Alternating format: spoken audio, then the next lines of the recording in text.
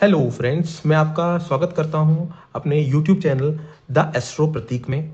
आज हम एक नए अध्याय के साथ में, एक नए एपिसोड के साथ में आपके साथ में हाजिर हुए हैं, जिसके अंदर हमने आपको पहले एपिसोड्स में और दूसरे एपिसोड्स में दो चीज़ों का ज्ञान दिया, जिसमें कि आपके हमने 12 हाउसेज, 9 ग्रह हैं और 12 राशि के रिलेटेड हमने बात की थी।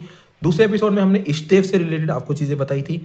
तीसरे एपिसोड में हम आपको बता रहे हैं कि जो 12 घर हमने बात की थी, उन घरों में हम क्या क्या चीज़ें उनसे प्रेडिक्ट करते हैं, किस किस चीज़ों से लेके हम उनसे प्रिडिक्शन निकालते हैं और क्या क्या चीज़ें हम इन एक घर के अंदर हमारे देखनी पड़ती हैं कि ये चीज़ों से हमका पता लगता है।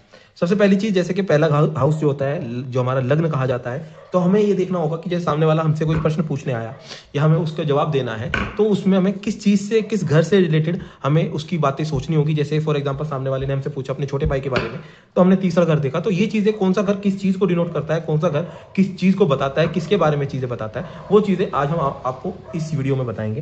साथ ही साथ जैसे कि आप अपनी स्क्रीन पे देख रहे होंगे, हमने एक चार्ट बनाया है, जिसकी कुंडली चार्ट बनाया है, जिसके अंदर 12 हाउसेज हैं। ठीक है, साथ ही साथ में हम एक एक घर के अंदर चीज़ें लिखी हुई हैं, वो घर क्या क्या डिनोट करता है, क्या क्या चीज़ें बताता है। सबसे पहले से हम स्टार्ट करते हैं। जैसे कि हमारा लग्न आ गया है, पहला जो हाउस होता है, पहला जो घर होता है, इस घर को हम लग्न कहते हैं, यो हमारा लग्न माना जाता है। अब आप देख रहे होंगे कि ये जो चार्ट है, इस चार्ट में मैंने किसी में भी राशि नहीं लिखी है, जिससे कि हम ये बताना चाहते हैं आपको कि ये आपका फर्स्ट हाउस है। जरूरी नहीं है कि इसके अंदर चाहे 1 नंबर लिखा हो, 2 नंबर लिखा हो, 3 नंबर लिखा हो, 12 नंबर लिखा हो, कोई भी नंबर लिखा हो, लेकिन जो ये वाला घर होगा, ये आपका लग्न कहा जाएगा।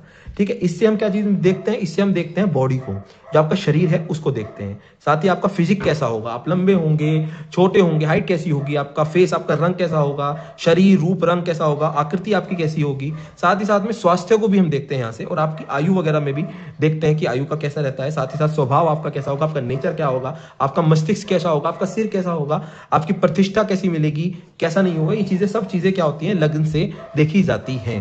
तो इस चीज को आप याद कीजिएगा कि ये लग्न जो है वो पहला घर होता है। ठीक है, अब हम आते हैं दूसरे घर की तरफ में। दूसरा घर जो होता है हमारा सेकंड हाउस, जिसे हम कहते हैं सेकंड हाउस, सेकंड हाउस जिसे कहते हैं हम। ठीक है जी। अब सेकंड हाउस क्या होता है, सेकंड हाउस कहता है हमारा धन को। सेकंड हाउस हमारा डिनोट करता है धन। ठीक है, साथ ही साथ में धान्य जो हमारे पास होंगी, संपत्तियां जो होंगी, साथ ही साथ में पैतृक संपत्ति को डिनोट हमारा सेकंड हाउस करता है। सेकंड हाउस हमारा फैमिली को डिनोट करता है, जो हमारी कुटुंब होता है हमारा, हमारी वाणी, हमारे गले को डिनोट करता है, हमारी नेत्र को, दांतों को, हमारे ये जो है सेकंड हाउस हमें डिनोट करता है चीजों को। साथ ही साथ में मैंने जैसे कि बताया आपको कि फैमिली को डिनोट करता है, तो फैमिली से मिलने वाला धन, जो पैतृक संपत्ति है, जो आपके बाप दादाओं से आपको संपत्ति मिलेगी, वो आपको जो है सेकंड घर ही डिनोट करता है। साथ ही साथ में इसी में हम एक चीज और ऐड करना चाहेंगे, इसमें हम ऐड करना चाहेंगे विद्या। विद्या मतलब शिक्षा। इंसान जो है शिक्षा ग्रहण करता है, शिक्षा भी जो प्राथमिक शिक्षा इंसान की होती है, वो भी हमें सेकंड हाउस से ही देखनी होती है। ठीक है, साथ ही साथ इसे हम आगे भी बताएंगे कहां से देखते हैं, लेकिन सेकंड हाउस से हम, जो बच्चा है उसकी प्राथमिक शिक्षा कैसी रहेगी, वो भी हम सेकंड हाउस से देखते हैं, पहली चीज। अब हम आते हैं तीसरे घर में। तीसरा घर जो होता है हमारा, तीसरा घर होता है हमारा छोटे भाई बहन का। जितने भी हमारे जो छोटे भाई बहन होते हैं, कजिन्स होते हैं, सगे भाई बहन होते हैं, उन सबका डिनोट होता है आपका थर्ड हाउस से। साथ ही साथ में पराक्रम, हार्डवर्क जो होता है, हार्डवर्क भी आपका इससे ही डिनोट किया जाता है।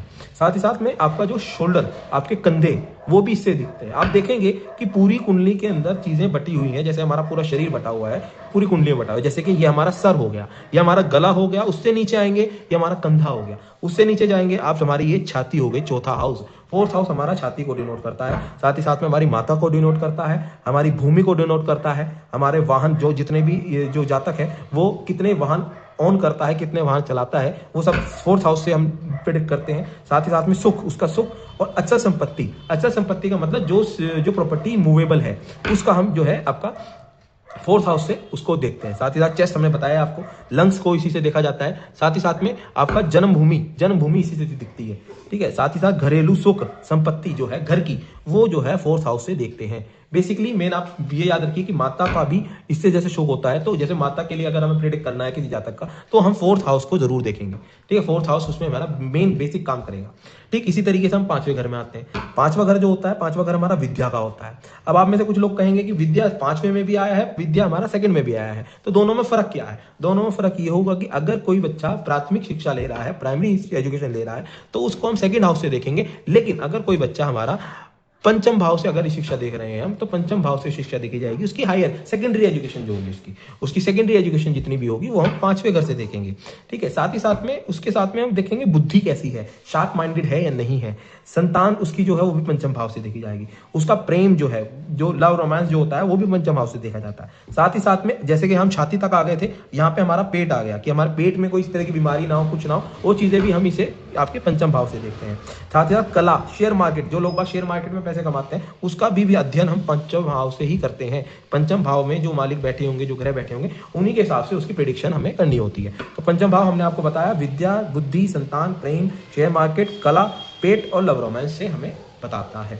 ठीक है, अब उसके बाद हम आगे चलते हुए आते हैं छठे भाव पे। छठे भाव हमारा क्या करता है? छठे भाव हमारा रोग, ऋण, कर्जा, दुर्घटना, मुकदमा, नौकरी, कंपटीशन, कोर्ट केस, ये सब लिखा है। इसे हम थोड़ा डिटेल में समझाते हैं। अगर किसी इंसान का हमें रोग से रिलेटेड विचार करना है कि किसी इंसान को बीमारी होगी नहीं होगी, या बीमारी से कितने दिनों में निकलेगा या कैसे निकलेगा, तो छठे भाव से हम उसका करेंगे। साथ ही साथ में रोग, ऋण, कर्जा, कर्जा जितना भी है, ऋण जितना भी है, ऋण इसमें क्या होगा कि ऋण जो हमने लिया हुआ है वो भी और जो हमने दिया हुआ है वो भी, दोनों चीजें हमें इसी से ही निकालनी है। साथ ही साथ नौकरी, किस नौकरी को करेगा बंदा, वो भी यही डिनोट करता है। साथ ही साथ कंपटीशन, कंपटीशन का मतलब यहाँ पे आ गया कि जैसे बहुत से बच्चे कंपटीशन देते हैं, आपने कहीं कंपटीशन दिया, आप कहीं लोग बाग जो है प्रतियोगिता में वो क्या उन्होंने भाग लिया लेकिन जीता एक जना, तो वो चीजें हमें यहाँ देखनी होगी कि यहाँ पे कौन से ग्रह बैठे हैं जो इस बच्चे को प्रतियोगिता में जिताएंगे या हराएंगे। साथ ही साथ दुर्घटना, कोई किसी तरह का एक्सीडेंट हो जाए, कोई दुर्घटना हो जाए, वो भी हम इसी से देखते हैं। साथ ही साथ मुकदमा, जो मुकदमे कोर्ट केस होते हैं वो भी हम छठे घर से ही डिनोट करते हैं। तो हमें देखना होता है छठे घर में कौन से ग्रह बैठे हैं, क्या बैठे हैं, उन चीजों को हम आने वाली वीडियोज में समझेंगे किस तरीके से देखते हैं। लेकिन अगर हम बताते हैं कि रोग, ऋण, कर्जा, दुर्घटना, मुकदमे की हम बात करते हैं तो उस चीज को हम छठे घर से देखेंगे। साथ ही साथ में बात करें सातवें घर का। सातवां घर क्या डिनोट करता है? हमारा सातवां घर हमें दिखाता है, दर्शाता है पति व पत्नी। अगर हम किसी जातक का पति पत्नी से रिलेटेड बात करते हैं कि उसकी पति से बनेगी या पत्नी से बनेगी नहीं बनेगी, तो हम सप्तम भाव को देखते हैं, सप्तम हाउस को देखते हैं। साथ ही साथ विवाह, विवाह कब तक होगा इसका विचार भी हम सप्तम हाउस से करते हैं। दैनिक रोजगार, दैनिक रोजगार का मतलब डेली रोज की जो रूटीन का इंसान का दैनिक रोजगार चलता है वो भी हम सप्तम भाव से ही देखते हैं। व्यापार हम सप्तम भाव से देखते हैं। अब आप लोग कहेंगे कि नौकरी हम इससे देखते हैं, व्यापार हम इससे देखते हैं। कहाँ इंसान की जॉब कैसी लगेगी वो यहाँ से देखेंगे, लेकिन जो व्यापार करेगा वो हम यहाँ से देखेंगे। साथ ही साथ में पार्टनरशिप, जो इंसान पार्टनरशिप में काम करना चाहता है वो उसका भी विचार हम सप्तम भाव से करेंगे। ठीक है नहीं? काम शक्ति, काम शक्ति जो होती है इंसान की, वो भी हम सप्तम भाव से ही विचार करेंगे। राइट, अब इसके बाद आते हैं हम अपना अष्टम भाव पे। अष्टम भाव क्या करता है मैं आपको बताना चाहूंगा। अष्टम भाव जो है आयु को दिखाता है हमारी, कि इंसान की जो सामने वाला इंसान जातक है वो उसकी आयु कैसी होगी, अल्प आयु है उसकी, दीर्घ आयु है, कैसी आयु होगी, वो इसी से दिखता है। मृत्यु का कारण, अगर कोई इंसान मर गया है तो उसके पीछे क्या कारण रहा, वो यहाँ से दिखता है। गुप्त अंक, जो प्राइवेट पार्ट्स होते हैं, प्राइवेट पार्ट्स पे अगर किसी प्रकार का कोई दिक्कत आ जाती है, कुछ भी होती है, तो प्राइवेट पार्ट्स को यही डिनोट करता है अष्टम भाव। ठीक है जी। साथ ही साथ सडन प्रॉफिट, तंत्र मंत्र, ये एक चीज मैं आपको बताना चाहूंगा कि जैसे कि फॉर एग्जांपल लोग बाग जो होते हैं, जैसे लॉटरी वगैरह लग जाती है लोगों को, अचानक सडन प्रॉफिट होता है तो अष्टम भाव से देखा जाता है। मतलब अष्टम भाव जो है वो आकस्मिक धन लाभ का भी माना जाता है, कि एकदम किसी इंसान को धन लाभ हो गया, अचानक कोई चीज हो जाती है, वो अष्टम भाव से मानी जाती है। अष्टम भाव जो है तंत्र मंत्र की, कुछ जैसे कुछ लोगों पे तंत्र मंत्र कर देते हैं, या कुछ लोगों को तंत्र विद्याओं का काफी ज्ञान होता है, वो उसमें भी हम अष्टम भाव का मदद लेते हैं, क्योंकि अष्टम भाव एक ऐसा भाव है जो आकस्मिक चीजों को दर्शाता है। जो इंसान सडन चीजें होती हैं उन चीजों को बताता है, जो आपके नहीं देख सकते, जो चीजें लाइफ में प्रिडिक्टेबल नहीं है, वो चीजें अष्टम भाव से देखी जाती हैं। ठीक है। साथ ही साथ में अब आते हैं नवम भाव पे। ठीक है, नवम भाव पे हम देखते हैं भाग्य, इसमें लिखा है भाग्य, उच्च विद्या, धन, धर्म, तीर्थ यात्रा, पिता, गुरु भक्ति। ठीक है, इसका मतलब ये होता है कि ये हमारा भाग्य का घर होता है, इसे हम भाग्य घर कहते हैं। जो इंसान, जैसे कि देखते हैं, आपने सुना भी होगा कि आज जातक बहुत भाग्यवान है, दैट मीन्स ये जो घर है उसका बहुत ज्यादा प्रभावशाली होगा। साथ ही साथ ऐसा होता है कहीं कहीं कुंडलियों में ऐसे भी देखे हुए हैं कि जो भाग्य के मालिक है वो लग्न में आके बैठ के लड़का भाग्यवान हो गया, इस तरह की, या क्या नाम है, लग्न जो है वो भाग्य में आके बैठ गया तो भाग्यवान हो गया। ये भाग्य का मालिक होता है कि आपको क्या क्या चीजें मिलेंगी जिंदगी में, क्या क्या चीजें नहीं मिलेंगी, वो भाग्य डिनोट करता है। आपकी उच्च शिक्षा कैसी होगी, जैसे फॉर एग्जांपल बहुत से लोग पीएचडी वगैरह करते हैं, तो उन चीजों की जो काफी उच्च शिक्षाएं होती हैं वो इससे डिनोट करते हैं। साथ ही साथ में हम आपको बताना चाहेंगे धर्म, जो धर्म की यात्राएं, तीर्थ यात्रा जितनी भी होती हैं, वो भी हम नवम भाव से ही देखते हैं। साथ ही साथ में गुरु भक्ति, जो गुरु की भक्ति होती है वो भी इसी से देखी जाती है। एक चीज और मैंने आपको बताई, पिता, पिता का भी हम इसी से ही देखते हैं। ठीक है। बहुत से आपको मैं बताऊं, बहुत से जो ज्योतिष हैं वो इस बात को भी मानते हैं कि पिता को दसम भाव से भी देखा जाता है और पिता को नवम भाव से भी देखा जाता है। बिल्कुल दोनों अपनी जगह सही है। पिता को दसम भाव से भी देखा जाता है, पिता को नवम भाव से भी देखा जाता है। मैं आपको बताऊंगा अभी दसम भाव पे आते हुए ऐसा क्यों होता है, लेकिन मैं अभी बताना चाहूंगा कि नवम भाव से भी हम पिता का जो है विचार करते हैं।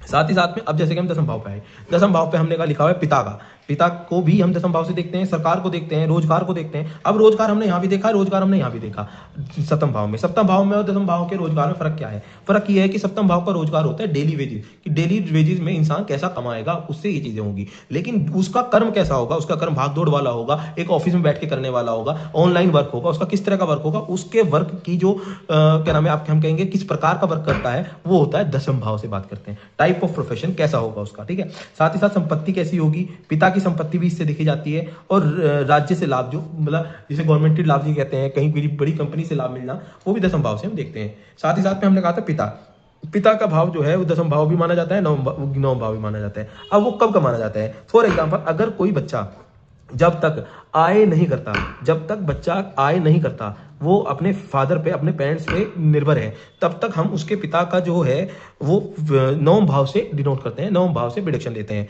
लेकिन जब बच्चा खुद कमाने लग जाए, अपने पैरों खड़ा हो जाए, तब हम उसका दसम भाव का जो है मालिक, दसम उसके पिता का जो है वो हम दसम भाव से लेते हैं। तो इस बात को आपको ध्यान रखने की जरूरत है। यदि पहले देखना है कि जो जातक आपके पास पूछना है वो जो है सेल्फ डिपेंडेंट है या नहीं है। अगर सेल्फ डिपेंडेंट नहीं है या जाति का है, जातक है, कोई भी है, तो उसका हम फादर का जो है प्रिडिक्शन, फादर की जो सोच करेंगे वो हम करेंगे नवम भाव से। लेकिन अगर उसके वो सेल्फ डिपेंडेंट है, कमाता है, तो उसके हम फादर का जो है विचार करेंगे दसम भाव से, ठीक है। इस बात को हमें ध्यान रखना होगा। साथ ही साथ में हमारा आगे अब हमारा 11वां घर। 11वां घर किस चीज का है? लाभ का, आमदनी का, बड़े भाई बहन, फुलफिलमेंट ऑफ डिजायर का। अब क्या होता है इसके अंदर कि हम जो फुलफिलमेंट ऑफ डिजायर, हम जो डिजायर करते हैं वो हमारी फुलफिल होगी या नहीं होगी, हमारी जैसी इच्छाएं हमें मिलेंगी नहीं मिलेगी, हमें जिंदगी में कितनी कमाई होगी, कितनी तरक्की होगी, कितना प्रॉफिट होगा, धन लाभ होगा, वो आमदनी कितनी होगी, वो सब यहाँ से होगा। बड़े भाई बहन का भी यहाँ से विचार होता है। अब आप कहेंगे कि समस्या, इसमें मैं बताना चाहूंगा एक चीज आपको कि इसमें क्या होता है, इसमें भी धन लाभ की बात होती है और सेकंड भाव में भी धन की बात होती है। लेकिन ये जो धन होता है सेकंड भाव वाला धन होता है सेविंग्स, जो आपके पास सेव है, जो आपके पास बचत है, आपका व आपके परिवार के पास जो बचत है, आपका जो पास रहेगा धन, वो होगा आपकी दूसरे भाव से। अगर आपके पास में फॉर एग्जांपल 1 लाख रुपए रखे हैं सेविंग अकाउंट में या एफडी हो रखी है, तो वो आपका मान देखेंगे सेकंड भाव से। लेकिन आपकी हर महीने की 10,000 की इनकम हो रही है, वो हम देखेंगे यहाँ, क्योंकि वो आमदनी है। आमदनी जो होगी वो 11वें भाव से डिनोट करेंगे। लेकिन जो जोड़ा हुआ धन होगा वो आपका सेकंड हाउस से होगा। दोनों में फर्क होगा ये चीजों का। ये चीजें हमें, क्योंकि कई बार क्या होता है इंसान कंफ्यूज हो जाता है। अगर आमदनी का अगर प्रेडिक्शन लेनी है तो आमदनी के लिए हमें 11वें घर को देखना होगा, उसकी फुलफिलमेंट ऑफ डिजायर को देखना होगा, उसकी क्या इच्छाएं फुलफिल होंगी भी नहीं होंगी, उन घरों में, उस घर में कौन कौन से ग्रह बैठे हैं, उन चीजों को हमें देखना होगा। लास्ट हमारा जो घर होता है वो है 12वां घर। 12वां घर किस बात को दिखाता है? 12वां घर दिखाता है खर्च को, धन नाश को, एक्सपेंस को, हॉस्पिटल को, शारीरिक हानि को, फॉरेन ट्रेवल को, ठीक है। ये चीजें क्या है वो हमारे जो है 12वें घर से डिनोट करती हैं। अब 12वें घर में हम आपको बताना चाहेंगे कि जैसे कि फॉर एग्जांपल किसी इंसान को कितना एक्सपेंस करना है। बहुत से लोग क्या है, आमदनी कम है खर्चा ज्यादा है, तो उसमें क्या होता है कि आमदनी का जो ग्रह है वो कमजोर होगा, ये घर बलवान हो जाएगा, ये घर एक्टिवेट होगा। साथ ही साथ में बहुत लोगों को फॉरेन जाना है, बाहर जाना है, तो बाहर की यात्रा भी यही दिखाता है 12वां घर। भले फॉरेन सेटलमेंट हम चौथे घर से देखते हैं, लेकिन फॉरेन जाना आने का घर जो है वो ये होगा, लंबी यात्रा का घर ये होता है, ठीक है जी। यात्रा हम इस घर से भी देखते हैं, नवम घर से भी हम यात्रा का देखते हैं, जब तीर्थ यात्रा हो गई, कोई लंबी ग्रह होगी, यात्रा होगी। लेकिन जो फॉरेन देश से बाहर की यात्रा हम 12वें घर से देखेंगे, 12वें घर से देखते हैं, ठीक है। आपके सामने मैंने सारे के सारे 12 के 12 घर जो है अभी एक्सप्लेन कर दिए हैं, ठीक है। साथ ही साथ में इन किसी भी घरों में आप किसी प्रकार का डाउट दिखता है, कुछ आप पूछना चाहते हैं, तो आप हमें कमेंट सेक्शन में लिख सकते हैं, हम उस कमेंट का जवाब देंगे, एक एक कमेंट का जवाब देने की कोशिश करेंगे, ठीक है। साथ ही साथ में जो हमने आपको दिखाया है ये आप नोट कर लीजिए, क्योंकि आने वाले समय में जो हम वीडियोस बनाएंगे जिसके अंदर हम दिखाएंगे आपको कि जो ग्रह हैं वो ग्रह किस तरीके से कौन से घर में बैठ के क्या फल देते हैं, तो ये चीजें आपको कम करेंगी। फॉर एग्जाम्पल यदि अगर हमारा सूर्य यहाँ बैठा हुआ है, तो सूर्य अगर यहाँ पे आ गया तो इंसान को कॉन्फिडेंट बताएगा, और इंसान का फिजिक एक अच्छा होगा, देखने में अट्रैक्टिव होगा, रंग साफ होगा। साथ ही साथ में अगर यहाँ चंद्रमा आ जाता है तो रंग और भी ज्यादा गोरा कर देता है वो। तो इन चीजों को इसलिए आपको याद करने की आवश्यकता है, क्योंकि इन चीजों से हम ये जो है आपकी ये चीजें देखनी पड़ेगी हमें कि आपको याद है या नहीं है आने वाले समय के लिए।